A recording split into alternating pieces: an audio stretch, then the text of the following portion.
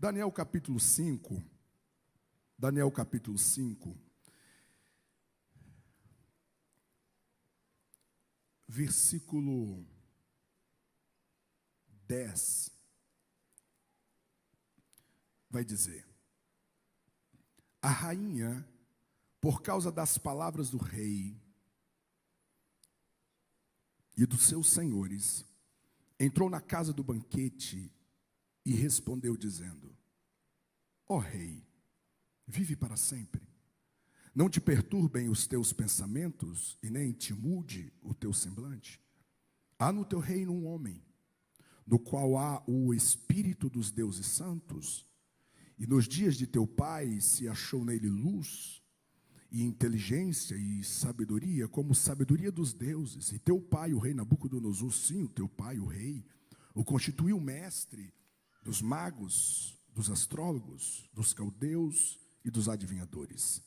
Versículo 12 será o texto da nossa principal ênfase, diz assim: porquanto se achou neste Daniel um espírito excelente, e conhecimento, entendimento, interpretando sonhos e explicando enigmas, e resolvendo dúvidas, a qual o rei pôs o nome de Beltesazar. Chama-se, pois, agora Daniel, e ele dará a interpretação.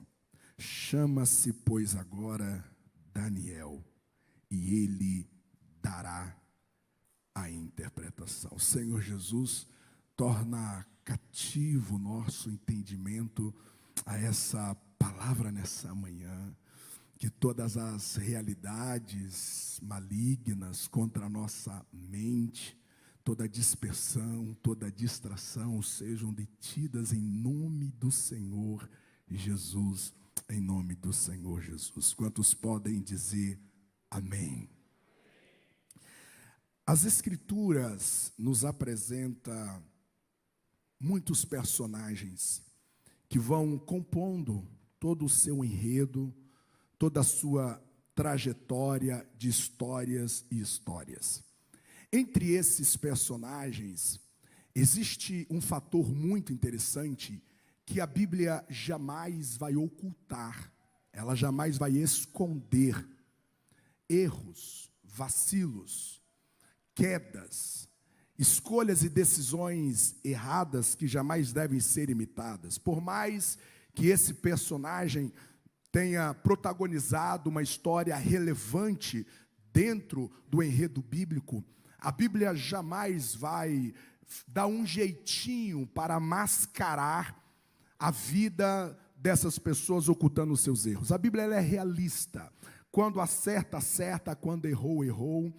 E nós enxergamos isso ao longo das Escrituras. No entanto, entre todos esses personagens que a Bíblia nos apresenta, existem alguns, e são pouquíssimos, que entram no cenário bíblico e saem sem a Bíblia apresentar nenhum ponto negativo sobre a vida dessas pessoas. Você tem, por exemplo, a história de Abel, que aparece no capítulo 4 de Gênesis. No entanto, nós não temos, a partir da narrativa bíblica, nenhum ponto impositivo da história deste homem, a qual nós devemos olhar e dizer: isso aqui não podemos imitar. Tudo o que Abel faz deixa-nos exemplo e legado para a nossa fé e a nossa caminhada. No entanto, a história de Abel é uma história muito curta, é uma história muito pequena. Você tem outros personagens que também têm essa qualidade de entrar no cenário bíblico e sair sem a Bíblia nos apresentar nenhum ponto negativo. No entanto, Daniel se destaca entre todos esses personagens pelo fato que a Bíblia em nenhum momento nos aponta algum erro, algum defeito, algum equívoco de caráter, alguma decisão que ele tomara que foi contrário à vontade do Senhor. Daniel aparece no cenário bíblico, e por que ele se difere entre os personagens que também a Bíblia não apresenta defeito? É porque Daniel tem um livro dedicado à sua vida e ao seu ministério. Então eu posso dizer que Daniel é o único personagem, claro, depois de Cristo, que entra no cenário bíblico com uma grande porção dedicada à sua biografia, e com toda essa porção gigantesca de anos narrados sobre a vida desse homem, esse homem entra e sai do cenário bíblico sem a Bíblia nos apresentar uma única atitude que Deus olhou e reprovou.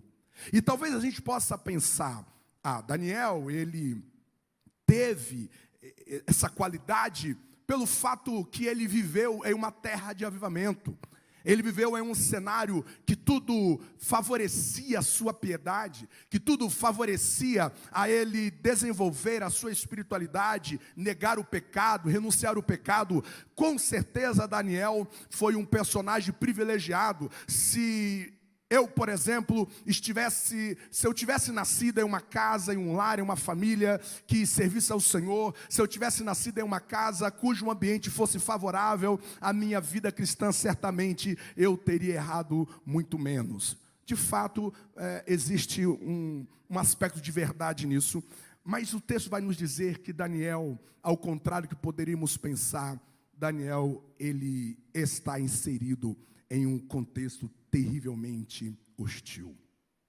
Daniel, os estudiosos, eles vão apontar, e é claro que quando nós falamos de datas, a gente sempre trabalha com margens relativas, mas a maioria dos estudiosos vão apontar que Daniel, ele vai ser levado cativo para a Babilônia com aproximadamente 14 anos de idade. Babilônia, para que você possa se inteirar, era o lugar mais pagão da época. Babilônia é uma cidade tão carregada de luxúria, de paganismo, de idolatria, de orgias. Babilônia é um lugar tão demoníaco, satânico, que quando você chega no Apocalipse, no capítulo 17, no capítulo 18, Babilônia, ela passa a representar a soma de toda a rebelião humana contra Deus. Babilônia é um ambiente terrivelmente desfavorável para qualquer viver uma fé genuína e verdadeira. De modo que Daniel, aos seus 14 anos, ele é deslocado do seu país de origem, ele é deslocado do lugar a qual ele estava ladeado, da sua família, dos seus amigos, do templo, de uma fé genuína, de uma fé monoteísta, e agora ele é levado prisioneiro, cativo à Babilônia, e esse é o ambiente a qual ele vai viver até o fim dos seus dias. Ele está inserido em um ambiente carregado, ele está envolvido, inserido em um ambiente terrivelmente, cujos principados, potestades, hortes infernais dominavam o governo, dominavam a moral, dominavam a política dessa cidade. Ele estava em um ambiente totalmente contrário à sua fé. Havia uma conspiração absoluta aos valores que Daniel acreditava e vivia ao Deus verdadeiro. De modo, essas informações me faz crer que a minha integridade, ela não é refém dos ambientes a qual eu estou inserido. Não há uma justificativa bíblica para você dizer que você não está vivendo a sua fé genuína, você não está vivendo o amor verdadeiro, porque o ambiente que você está, o ambiente político, o ambiente social, o ambiente econômico, você vai dizer que as pessoas que estão à sua volta são pessoas que não concordam com você, são pessoas que não te apoiam. Então, por causa desse contexto, por causa desse ambiente, por causa desse cenário, você não consegue ser uma pessoa fiel à sua esposa, você não consegue ser um pai por excelência, você não consegue ser uma esposa que honra, uma esposa sábia, você não consegue ser um cristão assíduo, você não consegue ser um cristão fiel, verdadeiro, porque afinal nós estamos no final dos tempos, os dias são difíceis, os dias são selvagens. Logo eu olho para a minha volta, existe esterilidade à minha volta, a todo lugar, por isso que eu não consigo viver uma fé verdadeira, eu não consigo viver uma vida cristã fervorosa, por causa do ambiente a qual estou. A história de Daniel e de tantos outros homens vem nos ensinar que o ambiente a qual estou inserido não é maior do que aquilo que eu carrego dentro de mim. Aquilo que eu creio, aquilo que eu confio, aquilo que eu defendo, aquilo que norteia a minha vida precisa transcender qualquer conspiração externa à minha fé, à minha santidade. Não há justificativas bíblicas para defender uma vida vazia, uma vida morna, uma vida não autêntica. Não há justificativa bíblica para que eu venha viver uma vida vazia do Espírito Santo, porque eu estou em uma Babilônia que não favorece a minha vida com Deus. A história de Daniel me aponta que é possível você viver uma integridade ao Senhor, viver uma santidade ao Senhor, mesmo em meio a cenário desfavorável. Você está aqui, diga amém. Diga aí para quem está ao seu lado, não seja refém do cenário.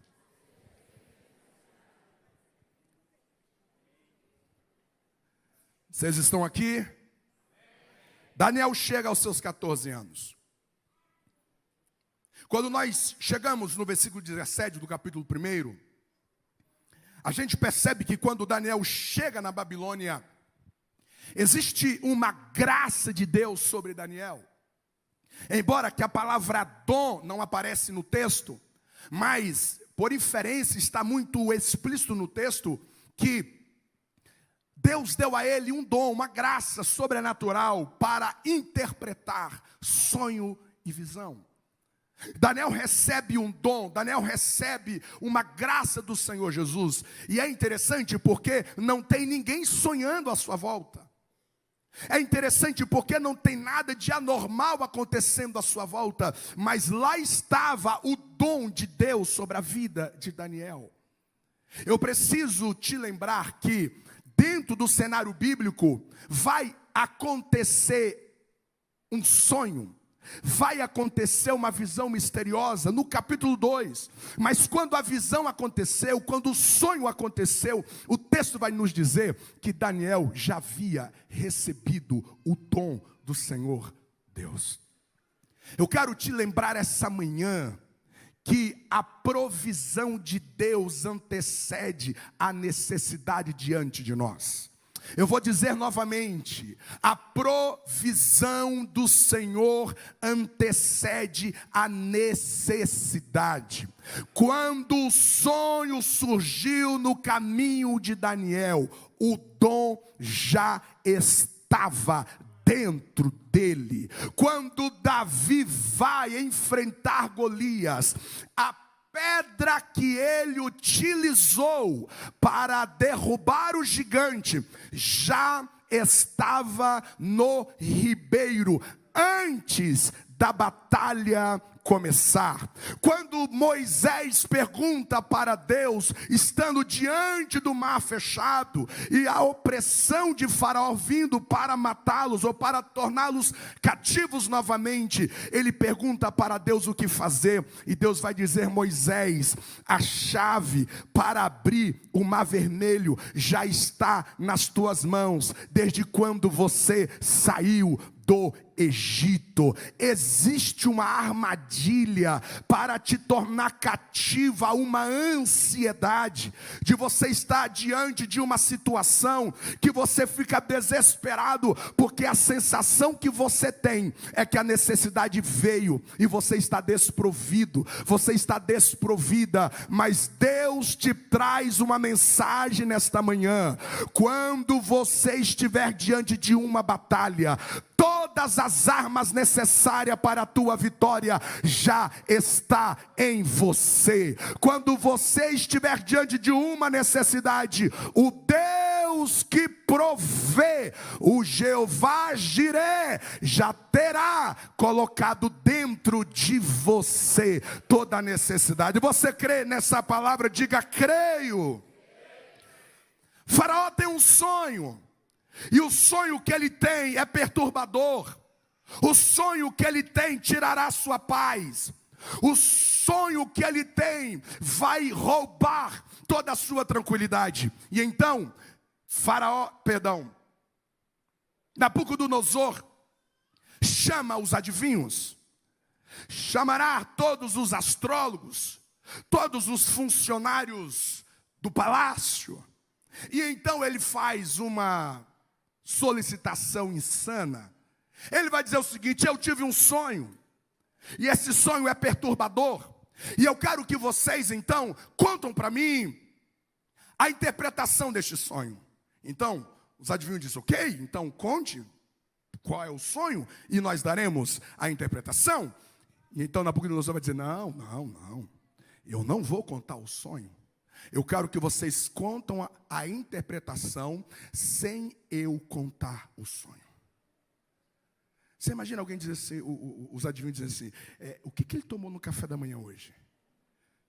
Porque não faz sentido ele querer uma interpretação, sendo que ele nem contou o sonho, ninguém sabe. Não faz sentido ele querer uma resposta a isso, sendo que ele não compartilhou conosco. E Nabucodonosor, ele permanece incisivo. E quando ele percebe que nenhum daqueles homens conseguiram dar a interpretação sem saber do sonho, ele fica enfurecido.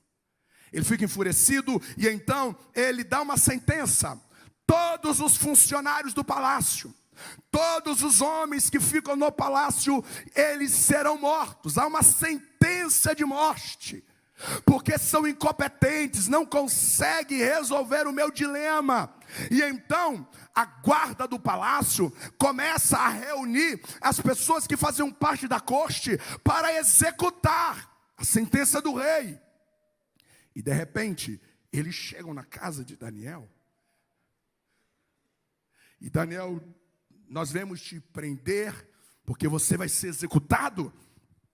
Mas executado por quê?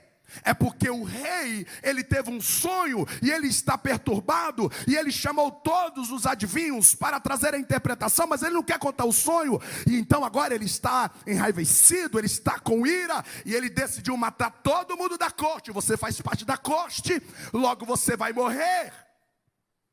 Então Daniel diz assim: pede o rei um tempo.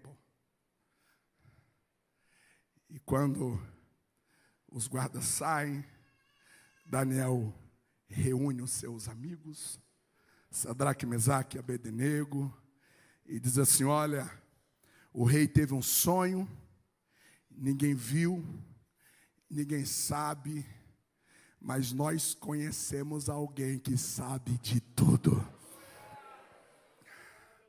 E eles foram orar. E a minha primeira pergunta é: Daniel, você tem um dom, para que orar? Porque o dom é uma capacidade espontânea que transcende os nossos controles. Podemos pensar: já tem um dom, então vai lá. Mas não, ele vai orar, porque o que ativa o dom de Deus em nós é a oração. O que ativa aquilo que Deus nos deu é exatamente a circunstância. E eles vão orar. E quando eles estão orando, Deus visita Daniel. E Deus conta todo o segredo do sonho de Nabucodonosor. E quando Daniel entra na presença de Nabucodonosor, o texto diz que ele dá toda a interpretação. E ele é salvo da morte. E todos da corte também foram salvos da morte. E aqui eu quero chamar a sua atenção para um ponto importantíssimo dessa manhã. Se Daniel dá uma interpretação errada, todos morreriam. Se Daniel interpreta equivocadamente o sonho, todos iriam morrer. Você pode dizer assim, como diz assim: interpretação errada mata. Você já parou para pensar quantas Quantas mortes que sucedem. Meu presidente, o senhor quer pregar, meu presidente? Por favor. Hã? Não, aí eu fico constrangido aqui. Ó. Quantas mortes que se instalam porque nós interpretamos equivocadamente. Jacó viverá um luto que nunca aconteceu, porque ele olha para as túnicas de José, que está rasgada, salpicada de sangue, e a narrativa dos seus filhos, dos irmãos de José, é que ele foi devorado por uma fera. E quando Jacó olha a túnica, ela é real, ela é verdadeira, mas o sangue não era de José. O rasgo não era de nenhuma fera. Quando ele interpreta equivocadamente, ele vai chorar. E ele vai viver um luto, como se José tivesse morrido. Interpretações erradas fazem nós chorarmos dores desnecessárias. Interpretações equivocadas fez com que aqueles fariseus na casa de Simão olhasse para aquela mulher que eles chamaram de pecadora, mas o que eles não sabiam é que aquela mulher na boca de Jesus, ela já havia sido perdoada. Interpretações erradas faz nós interpretarmos equivocadamente pessoas. Nós condenamos pessoas que já foram perdoadas por Deus. A Bíblia diz que Pedro, juntamente com seus amigos, estava em alto mar, diante de uma grande tempestade, e lá vem um ser andando sobre as águas, e o texto diz que os discípulos o chamaram de fantasma. A interpretação errada fizeram com que eles chamasse de fantasma o socorro, a solução que estava vindo para salvá-los de uma tempestade. Interpretações equivocadas fez com que as mulheres chegassem no túmulo vazio, e ao invés delas celebrarem, ao invés delas agradecerem, elas vão chorar, porque elas acharam que o corpo de Jesus havia sido subtraído, roubado. Interpretações erradas faz com que você não desfrute da alegria de uma bênção quando já chegou. Interpretações equivocadas fez com que Potifar, ao chegar em casa e ver as túnicas de José nas mãos da sua mulher insana, da sua mulher adúltera, ele ouve a narrativa. As túnicas eram de José, mas a sua interpretação foi equivocada, e ele vai condenar José. Quantas pessoas você pode condenar quando você faz as interpretações equivocadas? O rei de Samaria, ao ver uma mãe matar o próprio filho e comer por causa da fome, ele sai depressa e diz: hoje eu farei rolar a cabeça do profeta. Ó rei de Samaria, quem te disse que foi o profeta Eliseu o responsável de todo esse cerco? Não era o profeta o inimigo daquela situação. Interpretações erradas nos faz nomearmos inimigos equivocados. Pessoas que são amigos, pessoas que são leais, pessoas que nos amam, pessoas que querem o nosso bem, mas as nossas interpretações erradas elegemos inimigos equivocados, porque a nossa interpretação está comprometida. A história de José em direção à posição da cadeira de governador nem foi por causa dos seus sonhos. O método que Deus utilizou foi a interpretação de José. E percebe que José vai interpretar, e não é nem o seu sonho. O que o leva até Faraó foi a sua interpretação do sonho de Faraó. O que eu quero te dizer é que a interpretação te levará ao fracasso se você a fizer de modo equivocado. Se você interpretar o seu casamento de modo equivocado. Se você interpretar esta igreja de modo equivocado. Se você interpretar as ações de Deus de modo equivocado. Se você interpretar o operar do Senhor, as pessoas que estão à sua volta, se você olhar para o cenário que você está e você interpretá-lo equivocadamente, isso poderá gerar morte. Vai gerar morte da sua alegria, vai gerar morte da sua paz, vai gerar morte do seu chamado, vai gerar morte daquilo que Deus te deu, o dom, o talento, a família, os filhos que Deus te deu. Isso vai terminar em morte, porque interpretações erradas mata, e mata, e mata. Mas eu tenho uma boa notícia para você. O texto me diz que interpretação correta salva vida. Uma interpretação coerente traz vida diante de uma sentença de morte. Eu vim profetizar nessa manhã para você. Levante a sua mão para o céu que eu vim profetizar. O diabo quer comprometer a sua visão.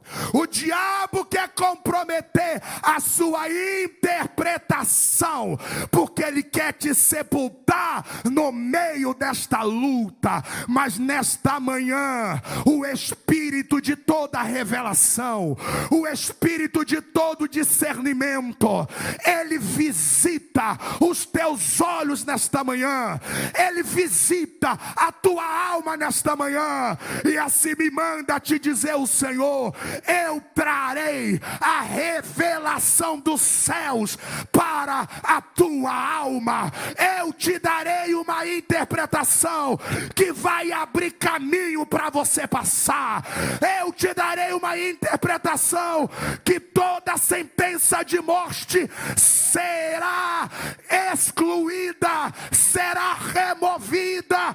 Em nome de Jesus, você vai viver, a tua casa vai viver, o teu casamento vai viver, os teus filhos vão viver, o teu negócio vai viver. Quem crê nesta palavra, aplauda o nome do Senhor Jesus. Nós não andamos por vista, nós andamos por fé. Te prepara para Deus te dar discernimento. Aquilo que está por detrás das cortinas, aquilo que está por debaixo da superfície, Deus assoprará na tua alma verdades, aquilo que a terapia não descobre, aquilo que o remédio não descobre. O Espírito de revelação trará luz sobre a tua situação. Quem crê nesta palavra nesta manhã?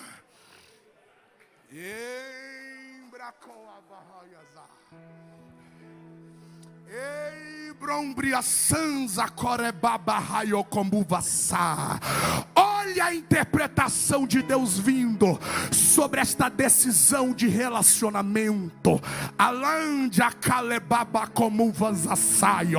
Olha esta caneta que estava prestes a assinar. Olha a interpretação de Deus trazendo a alma de alguém nesta manhã. Deus trará revelação para a alma de alguém aqui nesta manhã.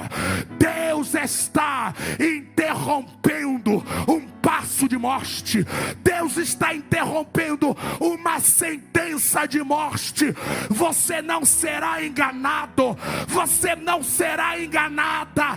Deus te revelará aquilo que está oculto, aquilo que está escondido, aquilo que não foi manifestado. Quem crê nessa palavra nesta manhã? Não foi o dinheiro que revelou,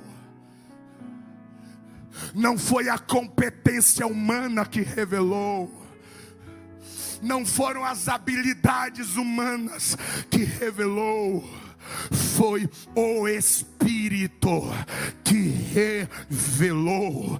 Deus te trará a interpretação para você não parar quando deve caminhar, para você não seguir quando você deve retroceder.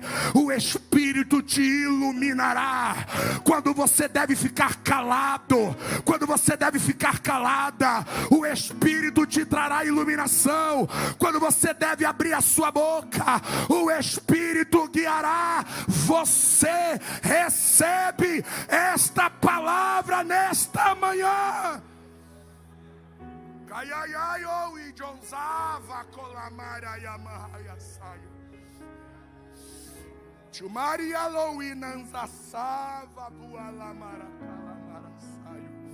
Fracassamos e culpamos pessoas. Fracassamos e culpamos gente. E muitas vezes debitamos em contas erradas, quando na verdade nós deveríamos olhar no espelho e dizer: Deus, eu me arrependo, porque eu interpretei equivocadamente o cenário. Ao invés de nós debitarmos em contas erradas o que estamos sofrendo, nós deveríamos nos arrepender porque que nós fomos movidos pelas aparências, porque que nós fomos conduzidos pelas nossas experiências sensoriais humanas, quando na verdade, se nós orássemos, se nós entrássemos no nosso quarto, fechasse a porta, Deus revelaria. Quantas guerras erradas que nós entramos, porque nós fazemos interpretações erradas.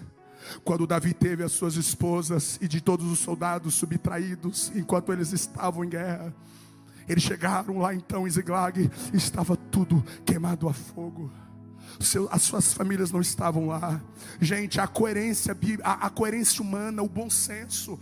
Ora, se roubaram a nossa família, claro que nós devemos ir.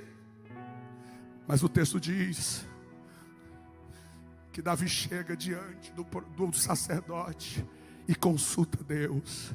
Nós devemos ir. Nós devemos perseguir os nossos inimigos. Sabe o que Davi está nos ensinando? Eu sei que o óbvio eu deveria ir, eu sei que o bom senso eu deveria ir, mas eu não me movo pelo óbvio, eu não me movo pelo bom senso, eu me movo pela autorização de Deus. Quando Deus disse: vá, eu te autorizo, eu te dou permissão, Ele vai, resgata a sua casa e destrói os seus inimigos. Quando você se move pela autorização de Deus, quando você interpreta a partir da autorização de Deus, não há chance de você perecer em nenhuma batalha. Quem recebe essa palavra nesta manhã?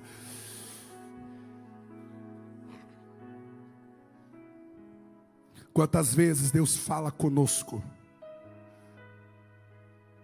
e Deus fala algumas coisas estranhas,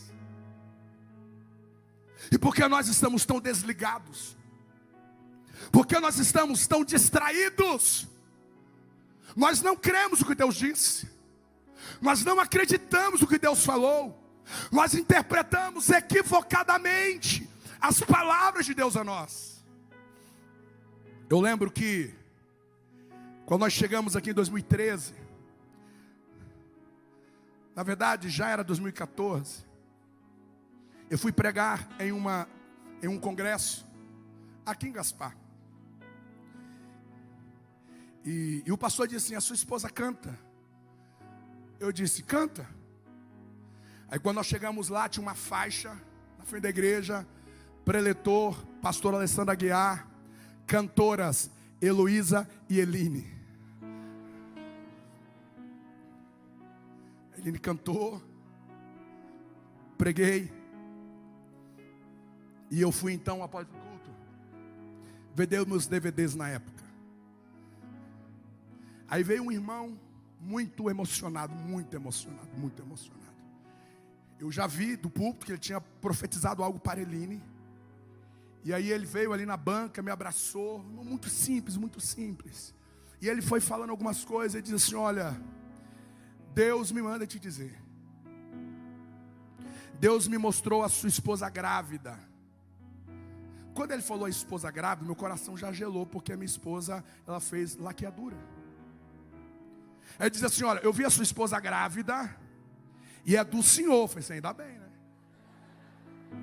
Imagina. Eu vi a sua esposa grávida. Deus vai te dar uma criança. E Deus vai te levar para o norte. Quando ele falou da gravidez, o meu coração já foi assim, bambeando. Quando ele falou de ir para o norte, eu já vim do norte, eu já morei no norte. A minha pré-adolescência, a adolescência inteira foi no norte. Foi Deus, no norte de novo? Não. Ok, guardamos aquilo, voltamos para casa, eu e a Eline conversando dentro do carro, uma coisa meio... Não entendemos muito bem, mas guardamos aquilo. Fui pregar lá no sudoeste do Paraná, um mês depois talvez. Aí a Eline estava na banca dos DVDs. E quando eu estava chegando, eu via um irmão profetizando para ela. E quando ele profetiza, ele diz assim: olha, eu vejo a irmã grávida. Aí a Eline esperou ele terminar de falar e disse: então, irmão, eu sou operada, eu não posso ter filho. Aí ele disse: então, são duas coisas. Ou é uma grande bênção financeira que Deus estará entregando vocês, ou é uma igreja que Deus estará colocando nas mãos de vocês para cuidar. Quando ele disse isso, a nossa interpretação ampliou. E quando o pastor Ediel, o pastor Nilton nos procurou e para nos falar do nosso primeiro setor que nós iríamos pastorear, nós voltando para casa, e veio dentro do carro uma luz. Meu bem, não é o norte do país, não era o norte do país, era a igreja que Deus estava nos entregando no setor Itopava Norte. E foi tão interessante, porque o primeiro domingo que nós assumimos a igreja era Dia das Mães. Aí a gente tinha feito uma cirurgia, ela não pôde ir. E eu cheguei na igreja, eles trouxeram um buquê, e eles disseram assim: leva para a pastora Heloísa, porque ela é a nossa mãe. Tu entendeu? Se eu colocasse no meu coração uma incredulidade, porque eu não estava entendendo nada do que Deus estava me dizendo, a incredulidade brotaria e eu poderia comprometer os processos de Deus. Interpretações erradas geram incredulidade. Interpretações erradas faz portas fecharem. Mas quando Deus traz ao nosso coração a interpretação do céu, o que é estranho lança luz. Talvez você está vivendo uma situação nublada. Eu vim profetizar nessa manhã. Você que não está entendendo processos que você está vivenciando nesta manhã, Deus trará luz à sua alma. Deus trará luz ao seu entendimento. Tu não ficará confundido, tu não ficará confundida. Quem recebe essa palavra nesta manhã, aplauda o nome do Senhor Jesus.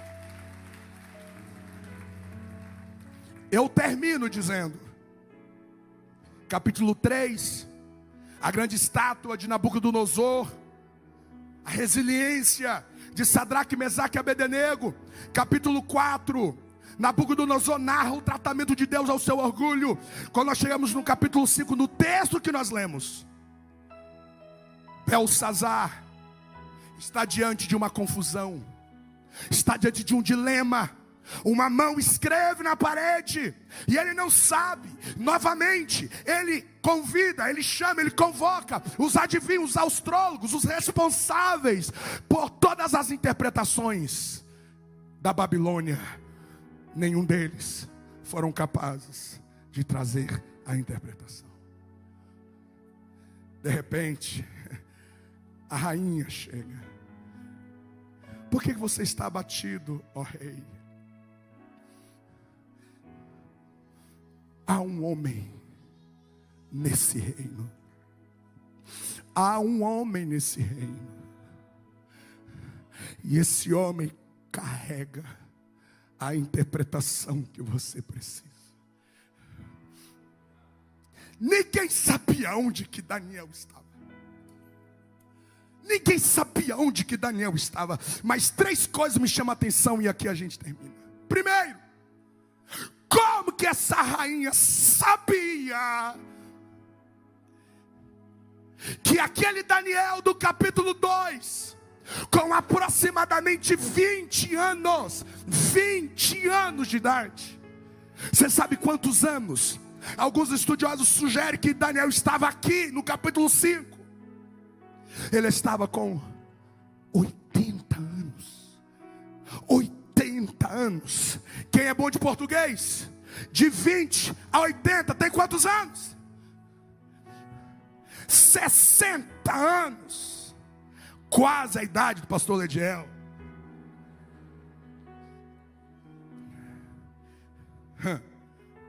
Se ele estivesse aqui, você sabe quem ele ia falar, né? 60 anos, gente. É muito tempo. É muito tempo. Quantas coisas aconteceram na Babilônia. Quanta gente nasceu, quanta gente morreu, quantas mudanças no império, quantas coisas mudaram no reino. Mas aquela rainha tinha absoluta certeza que o que Daniel carregava dentro dele aos 20 anos de idade, no capítulo 2, ele continuava carregando dentro dele 60 anos depois. Em nome de Jesus, que Deus nos liberte de toda oscilação e inconstância. Pessoas que hoje está bem, está amando a igreja, está amando Jesus, está amando a obra. Pessoas que querem ser missionários, pessoas que querem ser usadas. Amanhã não está amando Deus, não está amando a igreja, não está amando ninguém. Amanhã essa pessoa amanhece amando o marido, amando a esposa, amando os filhos, amando a vida. No outro dia amanhece parecendo jararaca mal matada, arrependido porque não morreu de madrugada. Pessoas que ontem, ano passado, 2 anos atrás, tinha tanta vida, tinha tanto fervor, tinha tanto ímpeto, tinha tanto amor para servir, tinha tanto amor para abençoar. Mas passado-se uma estação, essa pessoa nem congrega mais. Essa pessoa renunciou dons, talentos, renunciou casamento, renunciou filhos, renunciou chamada. Pessoas que o tempo estragou, o tempo enferrujou a fé, o tempo deteriorou o primeiro amor. Era uma pessoa tão virtuosa. As palavras que saíam das suas bocas eram palavras de ânimo, de elogio, de afirmação. Hoje são murmuradores crônicos, língua felina, venenosa. O que aconteceu? O tempo deformou, o tempo deteriorou o encanto, o brilho, o sonho por Jesus, o amor, a chamada, a vocação. Existem pessoas que o tempo tem quebrado.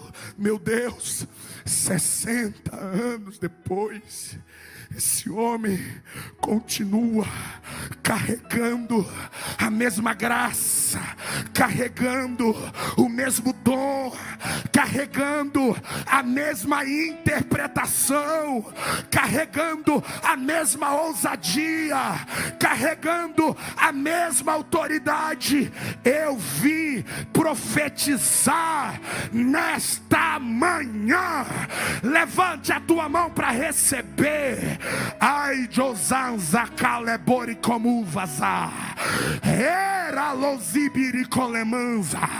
Recebe nesta manhã a graça da perseverança. Recebe nesta manhã a graça da persistência, a graça da constância. Vai passar dias, vão passar semanas, irão passar meses e anos, mas o amor na tua alma vai permanecer. Se alguém te encontrar daqui a 10 anos, você vai estar viva, você vai estar fervoroso, você vai estar em pé, você vai estar cheio. Recebe nesta manhã a autoridade para continuar, a ousadia para permanecer. Quem recebe esta palavra adora o nome do Senhor Jesus nesta manhã.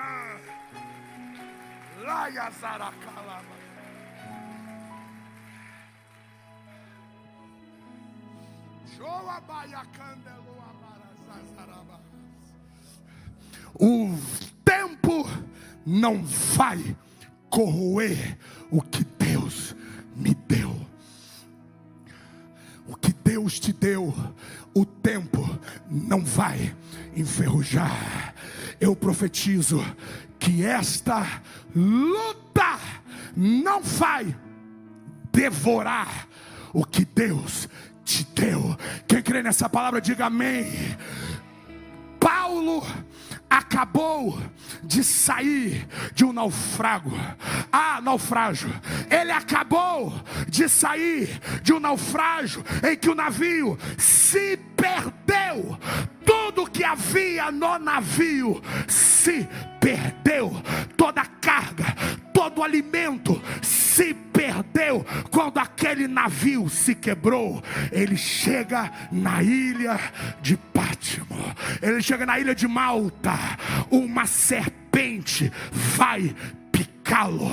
Quando todos esperavam que ele iria cair morto, lá está ele, vivo, e a serpente morta. O naufrágio não roubou a autoridade de Paulo. O navio se foi, mas o poder na vida de Paulo permaneceu. Ele vai curar na ilha, ele vai sarar doentes na ilha. O naufrágio não roubou o dom de curar na vida de Paulo. Tá doendo, tá difícil, mas eu vim profetizar: essa tempestade não vai roubar o dom que Deus te deu, não vai roubar a fé que Deus te deu. Você permanecerá com aquilo que Deus te entregou. Quem recebe esta palavra nesta manhã, bendito seja o nome do Senhor Jesus. Diga aí para quem está ao seu lado: não deixa que o tempo corrói o que Deus te deu. 60 anos depois, essa mulher tem certeza que o que ele carregava ainda estava lá.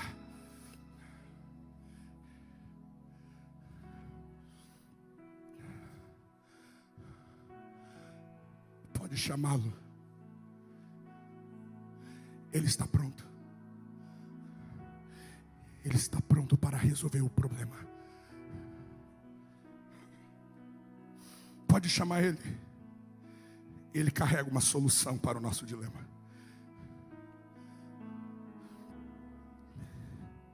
Quando é que Deus vai poder te chamar?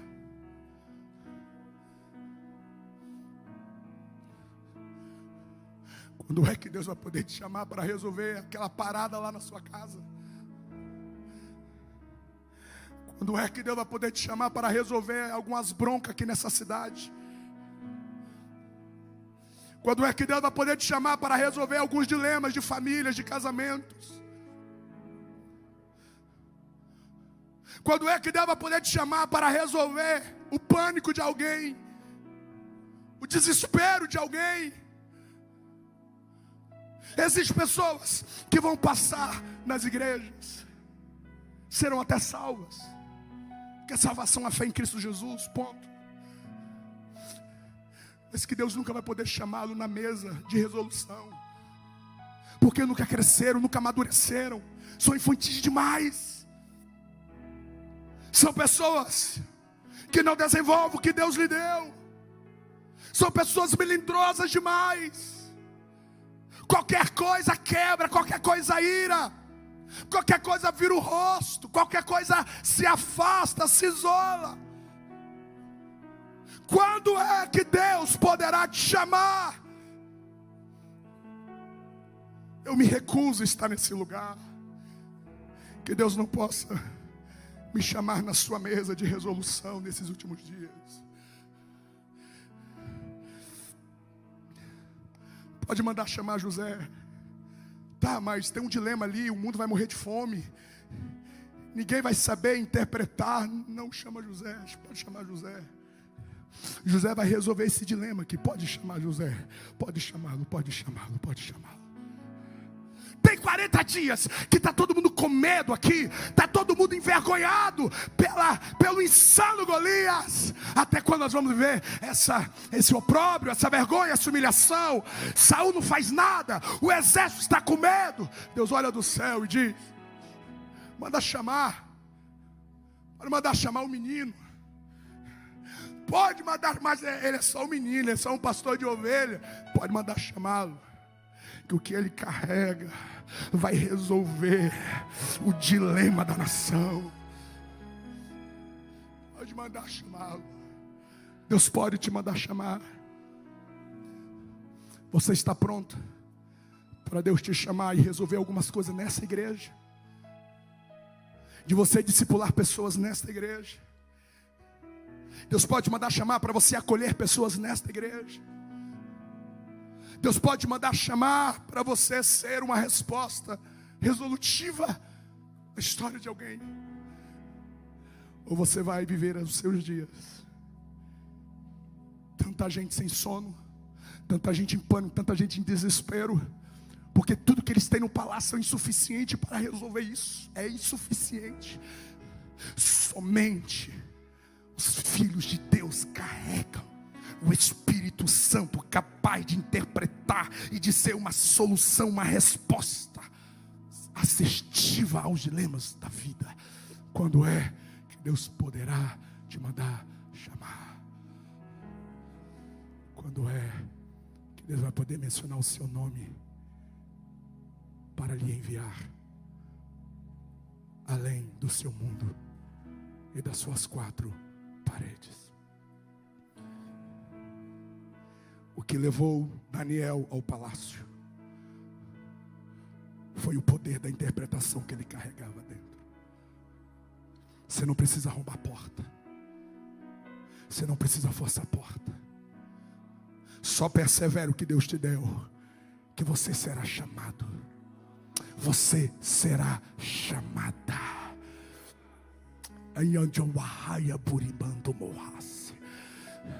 Alguém vai ser chamado para um lugar de honra. Deus está soprando essa palavra para a vida de alguém aqui nessa manhã. Ficamos em pé em nome de Jesus.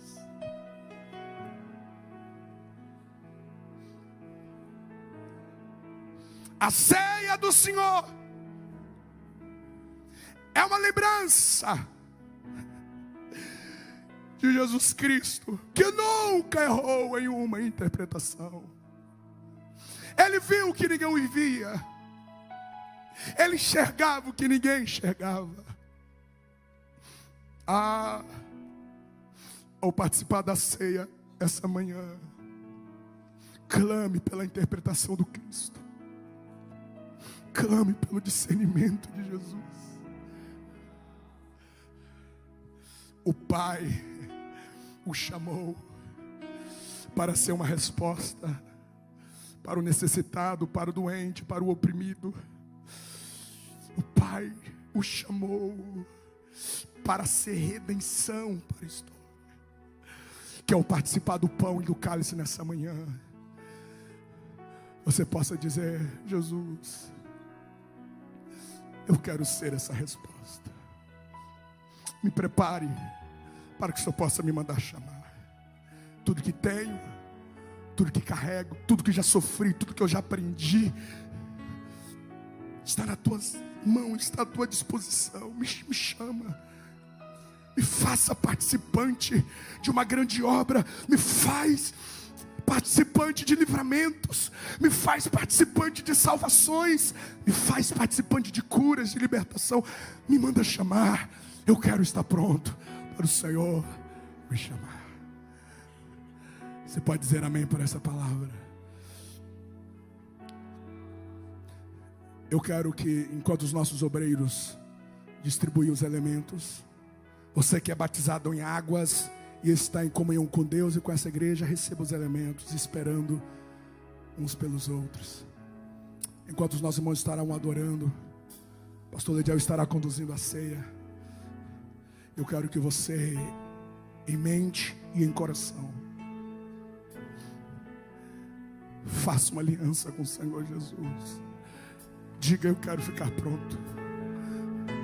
Olha para 2025 e veja, Deus te mandou chamar. Para onde? Para quem? Você não está morrendo mofado no seu lugar. Você não está mofo, você não está com teias de aranha. Esteja pronto. Há uma voz dizendo: tem tristeza no palácio. Tem uma voz dizendo: tem gente querendo tirar a vida no palácio. E você é a resposta. É com você.